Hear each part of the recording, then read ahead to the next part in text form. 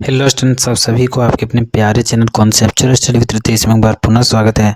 और आज का यह वीडियो सबसे के लिए बहुत ही ज़्यादा इंपॉर्टेंट होने वाला है। क्यों होने वाला है स्टूडेंट्स? क्योंकि ज्योग्राफी मेजर 4 का इंपॉर्टेंट क्वेश्चंस बताने वाले हैं। ठीक है, तो पूरा वीडियो को देखिएगा और चैनल में नए होंगे तो जरूर से सब्सक्राइब कर लीजिएगा, क्योंकि चैनल आप लोगों के लिए बहुत ही ज़्यादा इंपॉर्टेंट है और ये चैनल स्टूडेंट्स बहुत सारे सब्जेक्ट को कंप्लीट करवाता है, तो जरूर से सब्सक्राइब कर लीजिएगा। देखिए स्टूडेंट्स, ज्योग्राफी मेरा बैकग्राउंड भी रहा है, इस वजह से जो भूगोल है उसमें मेरा ज़्यादा एक्सपीरियंस है। ठीक है, क्योंकि हम हर एक पॉइंट के लिए एक किताब पढ़े हैं। ठीक है, तो इसके बारे में हमको थोड़ा ज़्यादा जानकारी हो सकता है। ठीक है, तो अच्छा बता सकेंगे। देखिए क्या है, भारत की जनसंख्या वृद्धि और वितरण को समझाइए। तो ये पॉपुलेशन ज्योग्राफी से रिलेटेड है, तो एक क्वेश्चन आ सकता है, क्योंकि ये आप लोग के सिलेबस में पॉइंट दिया हुआ, सिलेबस में दिया हुआ है, इसलिए क्वेश्चन जो है सो आने का बहुत ही ज़्यादा संभावना है। ठीक है, भारत में हरित क्रांति के परिणामों की चर्चा करें। तो हरित क्रांति को लेकर के भी लिखा हुआ है सिलेबस में, इसलिए ये भी क्वेश्चन आने का बहुत ज़्यादा चांसेस है। भारत की भौगोलिक संरचना का वर्णन करें, ये आ सकता है, ये भी आ सकता है, ये भी आ सकता है। ये सब जो तीनों है कंपलसरी है आना। ठीक है, कंपलसरी ऐसा नहीं कर सकते हैं, दावा नहीं करना चाहिए। ठीक है, इसलिए कह सकते हैं 99% चांसेस है आने का। और इसके अलावा 99% इस का भी आने का चांस है। ठीक है, भारत में लोहा और इस्पात उद्योग का विस्तृत वर्णन, सूती उद्योग का भी है। ठीक है, और देखिए भारत का प्रमुख औद्योगिक क्षेत्र का वर्णन करें।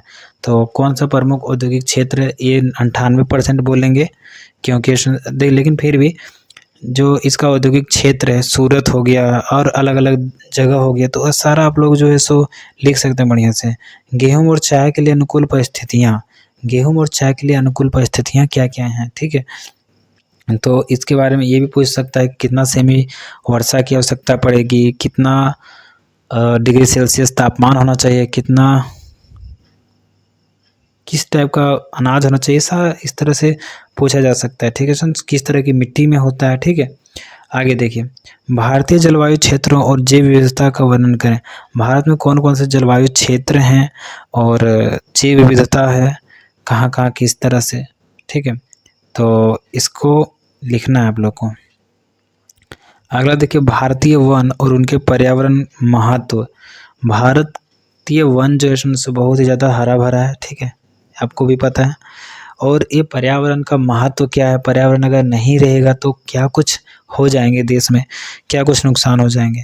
तो उस वजह से आप लोग को इस तरह से लिखना है ना, महत्व बताना कि पर्यावरण की वजह से हम लोग शुद्ध सांसों को प्राप्त करते हैं। ठीक है, और शुद्ध वायु ही हमारे लिए उपयोगी है, अन्यथा जहरीला साबित हो सकती है। ठीक है, इस तरह से पर्यावरण के बारे में आप लोग को लिखना है।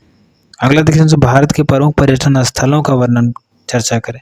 तो अगर शॉर्ट ऑब्जेक्टिव देगा तो कांजी कोड़ा दे सकता है, और कहाँ कौन कौन सा जो है ना, सिमलीपाल वगैरह उद्यान वगैरह हो गया ना। हाँ, देखिए जो ऑब्जेक्टिव देगा उसमें इसका एक क्वेश्चन रहना एकदम इम्पोर्टेंट है। ठीक है, रहेगा ही रहेगा, और रहेगा ऐसा ना कि आप बना नहीं पाइएगा। ठीक है, इसलिए जितने भी पर्यटन स्थल हैं, उद्यान वगैरह, उसको थोड़ा सा पढ़ लीजिएगा, ताकि आप लोग को जो है सो दिक्कत ना हो।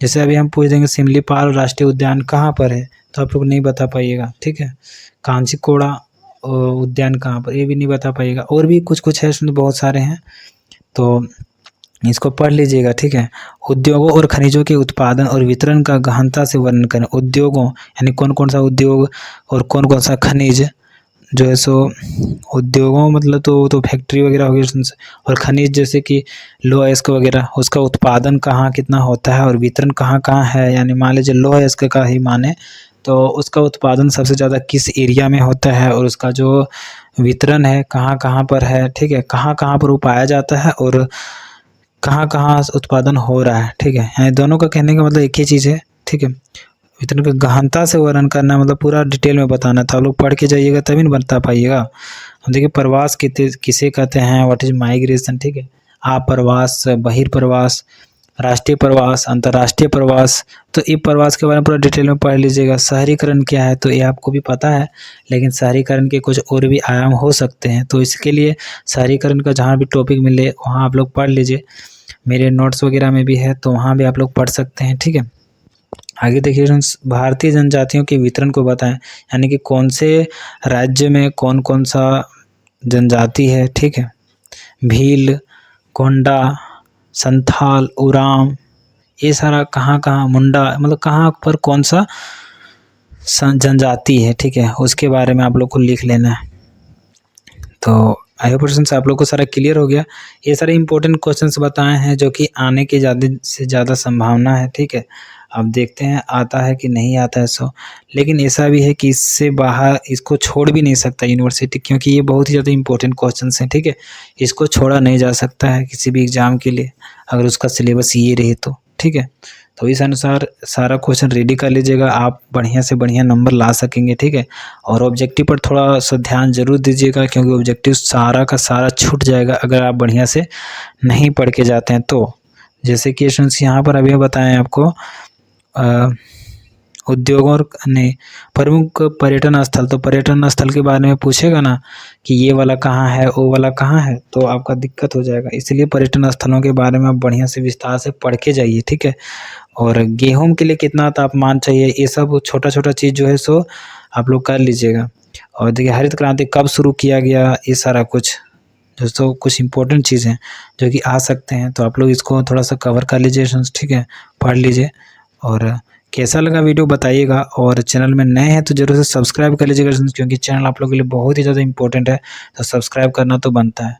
तो थैंक्स फॉर वॉचिंग, फिर मिलेंगे नए इंटरेस्टिंग वीडियो के साथ। तो जय हिंद, वंदे मातरम।